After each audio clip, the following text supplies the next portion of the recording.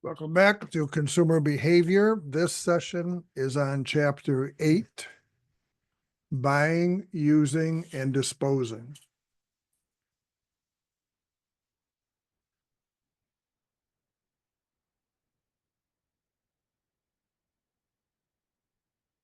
The shopping experience.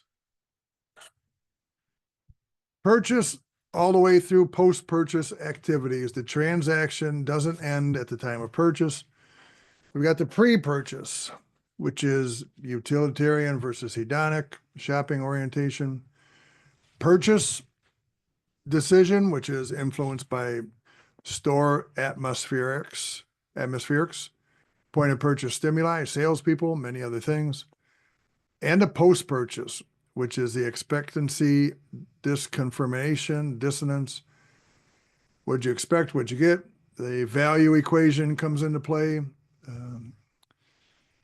Did it meet my expectations? And that's the process: pre-purchase, purchase, post-purchase. Hedonic shopping.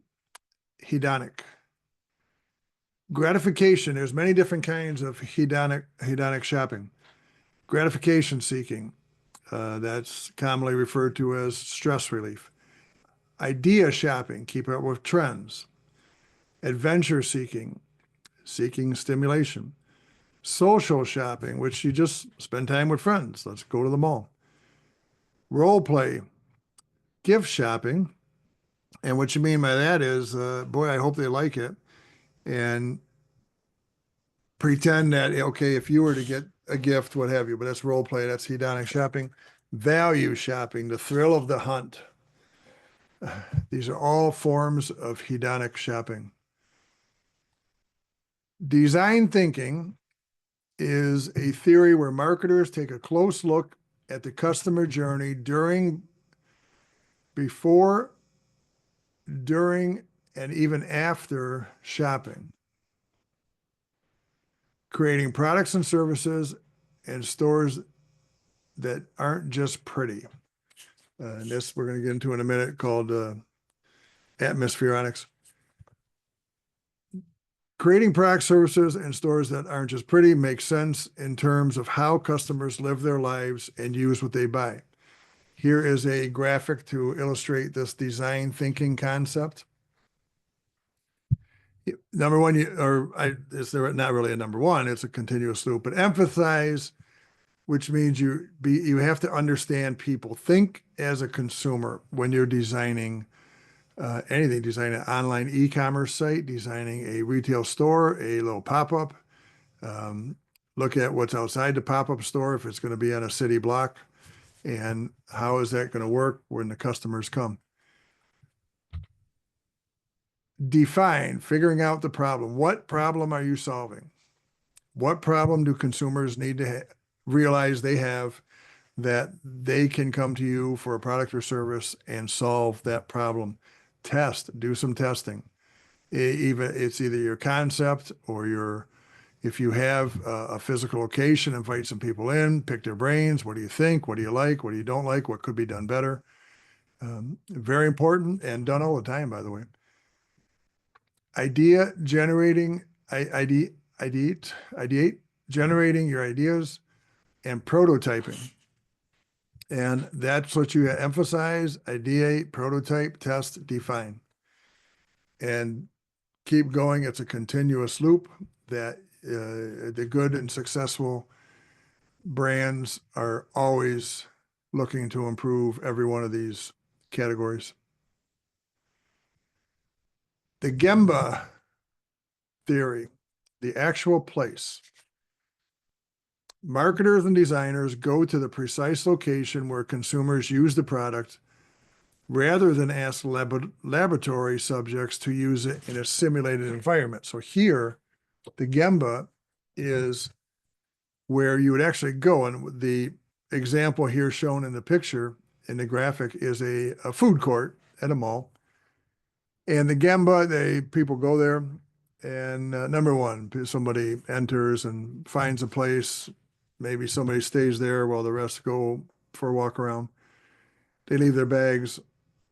You follow the little dash line to station 2. Oh no, can't see the bags. Go get them. Moves over to station 3. And this is the route that people take, need silverware. And they study the movements and the actual patterns that people take inside this area. And that way they can understand consumer behavior much better and design a better product, better service, whatever it is they're designing. And that is called the Gemba. Retail theory, theming is another very powerful theory. Stores create imaginative environments that transport shoppers to fantasy worlds. We've all been in some of these. Landscape themes with images of nature, earth, animals, and the physical body. For example, Bass Pro Shops. And I believe that's a picture of Bass Pro Shop right there on the screen. They want to take you there so you can feel like you're in the environment when you're holding a whatever it is, a tent or a cooler or a Coleman stove, outdoor stove or something. You're in the environment you're going to use it. Marketscape themes recreate actual places. For example, the Venetian Hotel in Las Vegas. Tried to recreate a little bit of Europe right in Las Vegas. Cyberspace themes, information and communications technology. eBay does this with a sense of community. Mindscape themes, abstract ideas, concepts, and fantasy.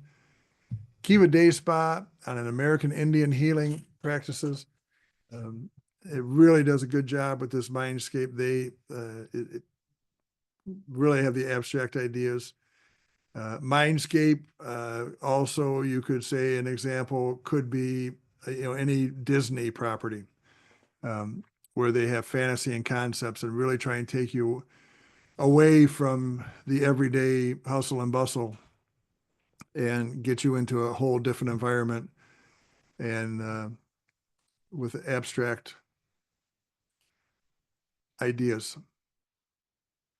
Store atmospherics design. This is where a store designs space to evoke certain effects in buyers. And this is used in brick and mortar locations as well as online. Colors, sounds, sensory cues.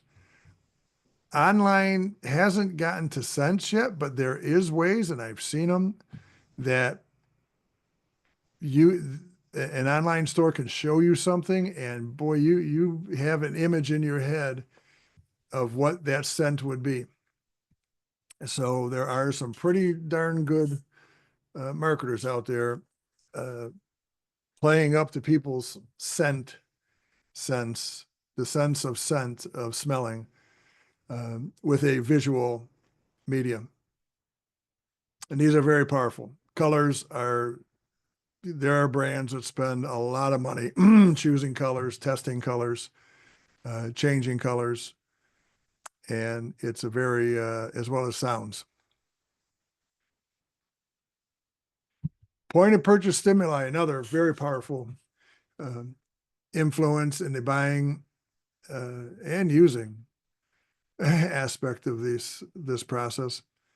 You have the salesperson, impulse buys triggered by environmental cues, and a well-designed in-store display boosts impulse purchase by much as 10%. I think that's safe a number, 10%. I've heard case studies where a well-designed in-store display has doubled sales and even done better than that. Taking it off the shelf, putting them at the end or at its own little kiosk. And but point of purchase stimuli is very powerful in influencing the buying process. In-store decision-making, mental budgets, and slack. Consumers decide beforehand on the amount they plan to spend.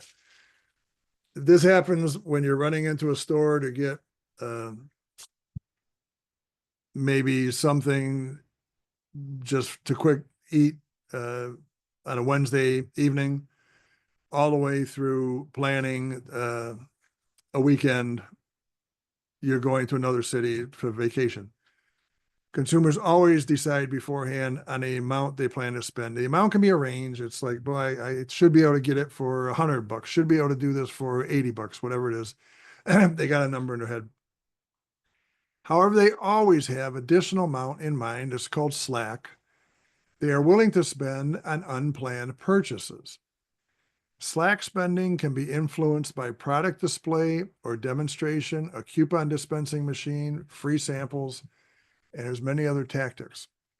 And again, knowing this and understanding this, that is the goal of the freestanding displays and dispensing machines, is to plant the ideas as well as give the motivation. Many coupons have, use this week only, very short expiration days to plant a sense of urgency to the product, attach a sense of urgency. E-commerce and the digital world. Retailers strategically place beacons around their stores. This is just one example of how retailers are doing things in store. These beacons connect to a customer's Bluetooth-enabled smartphone app. It sends a signal to the phone, and the app is opened. So as soon as you walk in a store, and I personally, I shop at Meijer on occasion. I don't know if Meijer has this yet, but they really have everything else in place to do it. They strategically place the beacons around the store, and that is in conjunction with some brand names. For example, Gatorade maybe have a beacon, certain maybe a pasta brand, maybe a coffee company, so that when you walk down the aisle, the beacon connects to your Bluetooth and sends a signal of whatever the promotion is for that product. And the retailer can communicate with shoppers in real time as they're walking through the store. It is just using technology for the point of purchase incentives, and it is working. And if you sign up for the app, that gives the retailer permission to shoot these messages into your phone using the beacon. Again, this is just one way they do it. There's geofencing that can be used to send text messages. There's all kinds of ways that retailers are getting messages to you while you're shopping. Liquid consumption doesn't have anything to do with actually drinking liquid, but this is a term that has been applied to online, basically online e-commerce and things like that. People have a liquid relationship to products and brands in which they value those objects only in certain contexts and for limited lengths of time. That is the ephemeral element of this concept. It's access-based. Products are accessed rather than owned. This allows consumers to seek more variety and temporarily consume products. Dematerialized, fewer or no materials to deliver their desired functionality. Examples include digital goods and services like cloud service storage for your computer needs, applications, media content, collaborations, communications. A lot of banks have a liquid consumption products, storage. Of course, we just talked about that up in the cloud. And this is a lot of money is flowing through this. So it's a very worthwhile product category. Cloud computing is kind of the umbrella that's used to encompass all of this, but cloud computing actually is by itself included in this category. Ownership in a sharing economy, buying, using, and disposing. However, now a trend which I think it's here. I don't know if it's exploding and in ways that people once described it would, but it's certainly not going away. Rent versus buy. An example of this would be we go into a very concentrated, dense urban area, and people are riding scooters and they leave them at certain stations, and someone else takes it, leaves it at a certain station. That also is in place for cars and trucks and RVs. Women's clothes. I know there are companies out there, brands out there that will rent you to clothes. Actually, my goddaughter in Toledo works um, in the public relations department for ProMedica, and she is on a program where every 2 months she gets a package and she rents her clothes. It's business casual. That allows her to get different and a new assortment of clothes to wear for a much lower price than if she had to go out and buy these. And when she gets the new package, uses the box to return what she was wearing. Um, I don't know all the ins and outs in it, but she basically rents her work clothes. That ownership in a sharing economy, that is definitely a concept worth looking at. Any car dealer will tell you they will lease you a car every day of the week versus sell it to you. Even though they make money at both, they're making money twice on a lease. Post-purchase satisfaction. Satisfaction, dissatisfaction with the purchase play a role in our future behavior. We form beliefs about product performance, primary criteria, and this is the primary criteria for repurchase or not.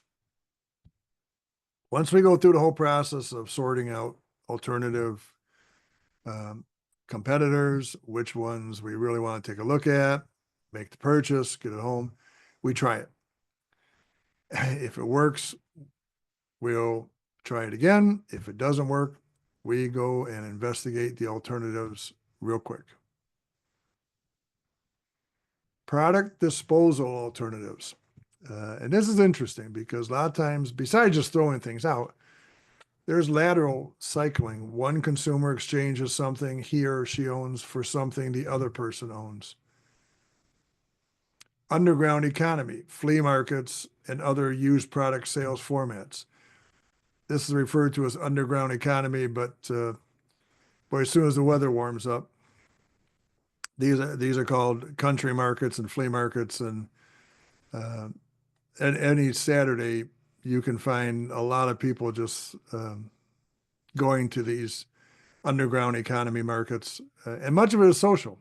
They might go there and then go for lunch and just make a day of it. Re-commerce, consumers reselling or trade. And in this category is something called swishing, which are organized parties to exchange clothing and other personal possessions with others. Swishing. That's a new one on me, but there it is. What exactly do consumers look for in products? Quality and value are the top line, at the very top end of what are consumers looking for, quality and value. However, these terms have slippery meanings and are hard to pin down. Perception of quality is influenced by cues as diverse as brand name, price, product warranties, company's reputation. And that's the quality side of it.